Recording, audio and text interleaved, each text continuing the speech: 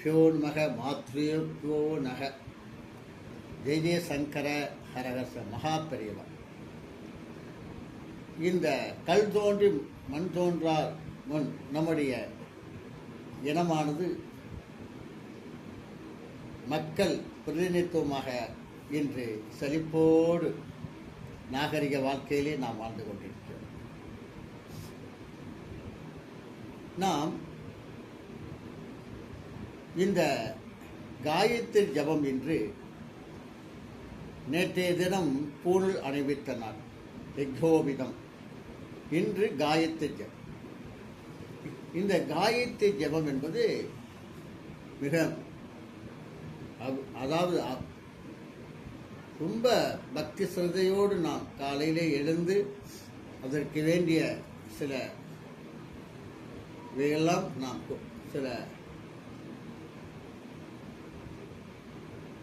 நாம் செய்து முடித்து ஜபம் செய்ய வேண்டும்.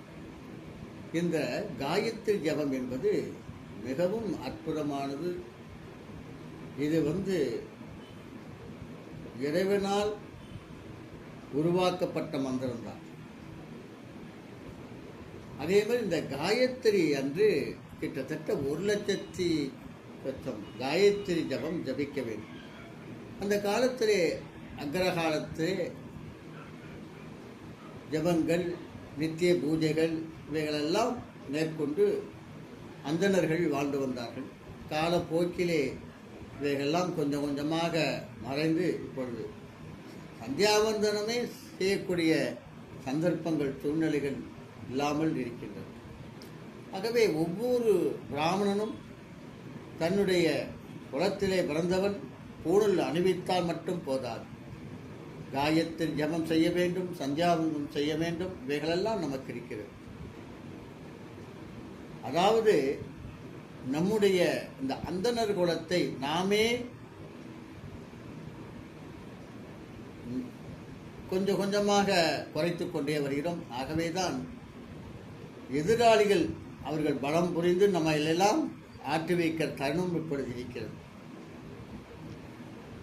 இன்று ஆலயங்களிலே ராஜாக்கள் காலத்திலிருந்து இந்த அந்தணர்களை தான் பூஜை செய்ய வேண்டும், அதற்காகவும் இவைகளெல்லாம் இருந்தது. இந்த ஒரு தமிழ்நாட்டிலே தான் இவர்கள் ஈவேரா கொள்கையை பிடித்து அனைவரும் அர்ச்சராகலாம் என்று இந்த சட்டசபையிலே சொல்கிறார்கள். இவர்களுக்கெல்லாம் அந்த பிராமணியம் பற்றி என்ன தெரியும்?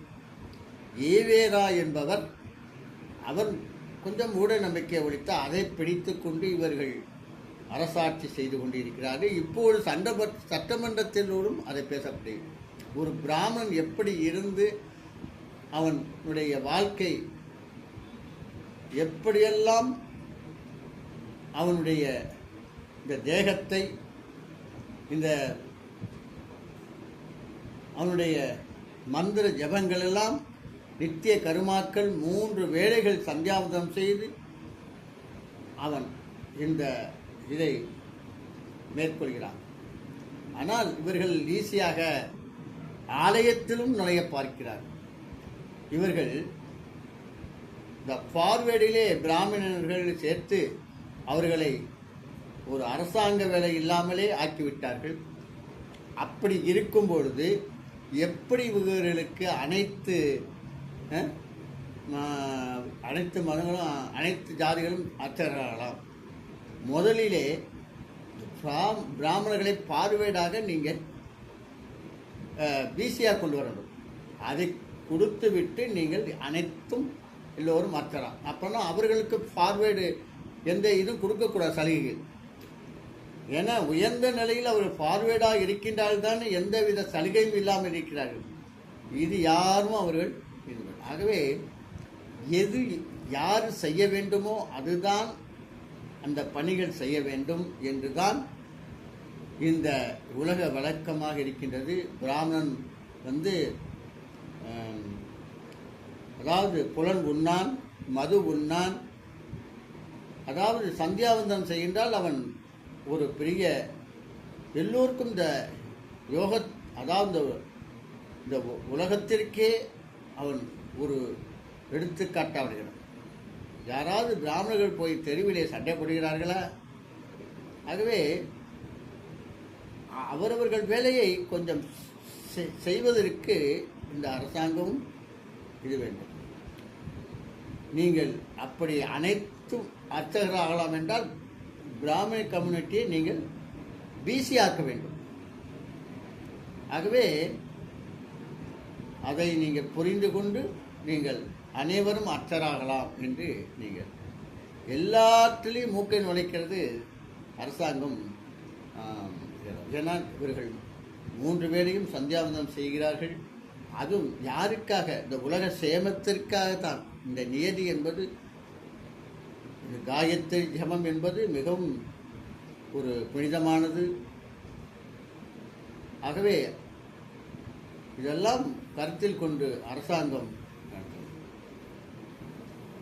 எல்லாவற்றையும் மூக்கை நுழைப்பது கூடாது. ஆகவே புரிந்து கொண்டு இந்த அரசாங்கம் அவரவர்கள் பணியை செய்தோமானால் எல்லோரும் இந்த மக்கள் ஆட்சியிலே சீரும் சிறப்புமாக இருப்பார். வணக்கம். இதை புரிந்து கொண்டால் நல்லது.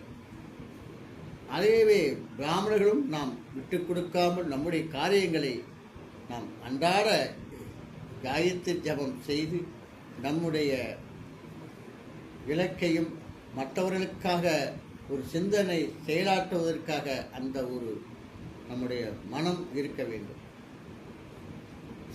ஆகவே இவர்கள் பார்வேர்டு கம்யூனிட்டி என்று பிராமணர்கள் எதுவும் ஒரு சலுகை கொடுக்கூடாது என்று சொல்லி பிராமணர்கள் அவர்கள் அப்பொழுது இவர்கள் சரி இந்த அரசாங்கத்தின் மேல் இங்கு பணி கிடைக்கிறது என்றதுதான் ஐபிஎஸ் ஐஏஎஸ் எல்லாம் படிக்கக்கூடிய வருகின்ற அந்த காலகட்டத்தில் இருந்தவர்கள்